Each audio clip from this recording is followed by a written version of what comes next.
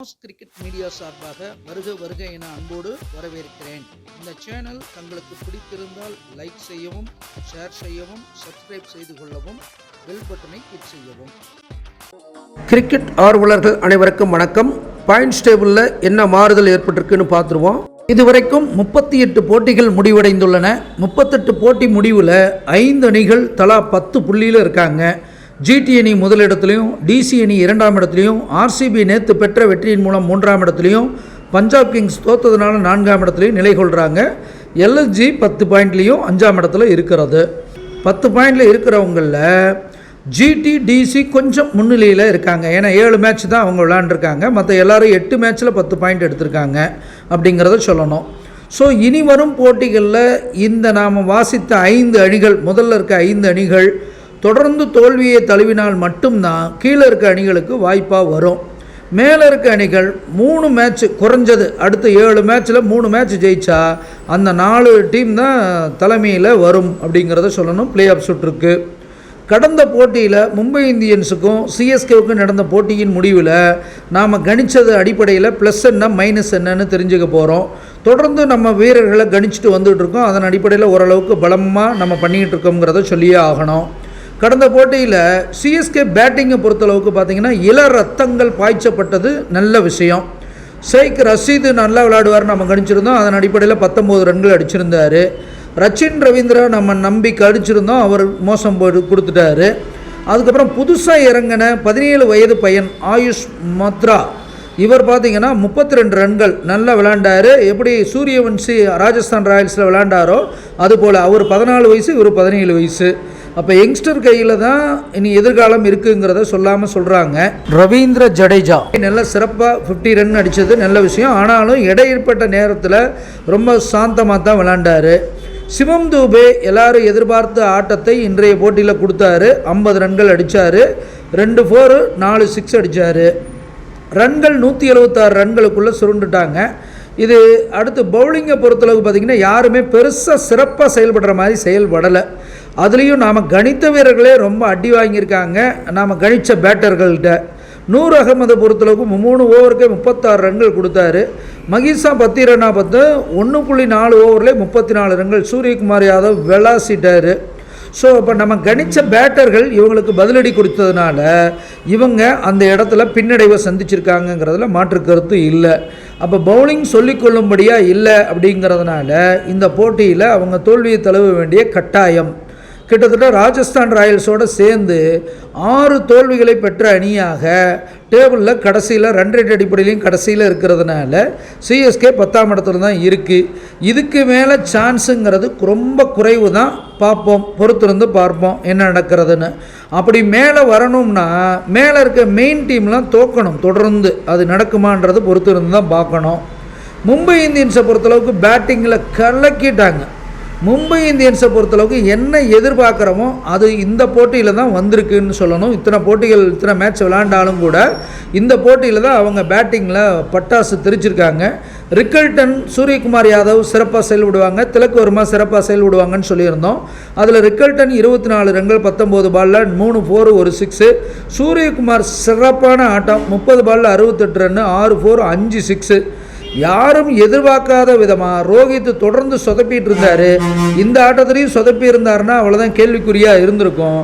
ஆனால் சரியான சமயத்தில் ரோஹித் சர்மா ஃபார்முக்கு வந்திருக்கிறது மும்பை இந்தியன்ஸுக்கு பலம். 45 பாலில் 76 ரன்கள், 4 4 6 6. ருத்ர தாண்டவம் சூரியகுமாரும் ரோஹித் சர்மாவும் இவங்க 2 பேரும் நாங்கள் யாருன்னு காமிச்சிட்டாங்க. அடுத்த அணிகளுக்கெல்லாம் கிளி ஏற்பட்டிருக்குன்றதில் மாற்று கருத்து இல்லை. சரி, பேட்டிங்கில் மட்டும்தான் அப்படி இருக்காங்களான்னு பார்த்தா பவுலிங்லேயும் பார்த்தீங்கன்னா பும்ரா எப்பயும் போல் சிறப்பாக செயல்படக்கூடியவர். நாம் சொன்ன மாதிரி 4 ஓவரில் 25 ரன் மட்டுமே கொடுத்து 2 விக்கெட் எடுத்தார். சாட்னர், மிச்சல் சாட்னரும் நல்லா 3 ஓவருக்கு 14 ரன்னு கொடுத்து 1 விக்கெட்டு. நல்லா ஃபீல்டிங் பண்ணுறாரு. அவர்கிட்ட 20-25 ரன்னு சேவ் பண்ணுறாரு. அது ரொம்ப சிறப்பான அமைப்பு. மிச்சல் சாட்னர் கேட்சும் நல்லா பிடிக்கிறாரு. ஹர்திக் பாண்டியாவை பொறுத்தளவுக்கு நல்லா ஓரளவுக்கு கண்ட்ரோல் பண்ணி விக்கெட் எடுக்கலைன்னா கூட 2 ஓவருக்கு 13 ரன்லாம் கண்ட்ரோல் பண்ணி கொடுத்தாரு. போல்ட்டு, சகர் அடி வாங்கினாலும் கூட மொத்த அணியோட பெர்ஃபார்மன்ஸ் பார்க்கும்போது டீம் பவுலிங் கொஞ்சம் சிறப்பாக இருந்ததுனால மும்பை இந்தியன்ஸு நாம் கணித்த மாதிரி வெற்றி பெற்றாங்க. அடுத்து first segment Neeya Naana.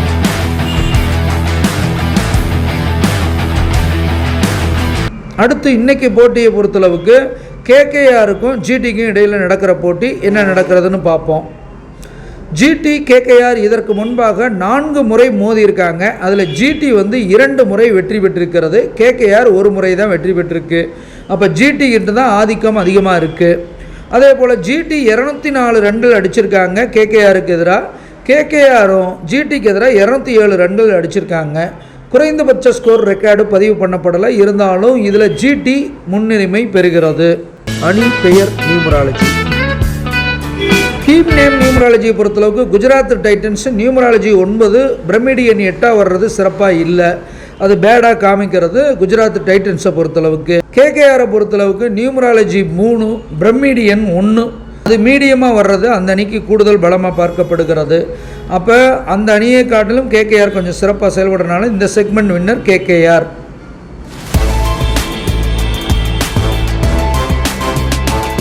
Captain நேமை பொறுத்தளவுக்கு சுப்மன் கில் பார்த்தீங்கன்னா நியூமராலஜி 9, பிரமிடியன் 2 வர்றதுனால அவருக்கு ரிசல்ட் மீடியமாக இருக்கிறது.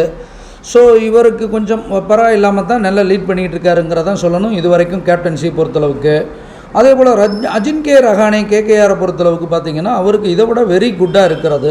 பிரமிடியன்னும் 4, நியூமராலஜி 4, அதனால் இந்த செக்மெண்ட் வின்னர் கேகேஆர்.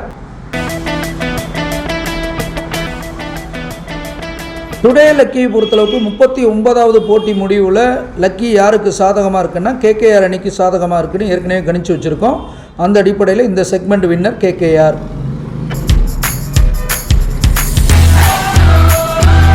பிரசன்ன நஷ்ட ஜாதகத்தை பொறுத்தளவுக்கு பார்த்தீங்கன்னா பிரசன்ன ஜாதகத்தில் கேகேஆருடைய அதிபதி மால் நீச்சமாக இருக்கிறது, கேகேஆருடைய பேரு புகழ் கௌரவத்துக்கு கெடுதல். மேலும் கேகேஆருடைய லாபஸ்தானத்தில் கவிப்பு இருக்கிறது, வெற்றியில் தடை பிரச்சனை போராட்டம் காமிக்கிறது. கேகேஆர் தலைமையில் பாம்பு இருக்கிறதும் சிறப்பில்லை, அப்போ கேகேஆருக்கு எதுவுமே சாதகமாக இல்லை.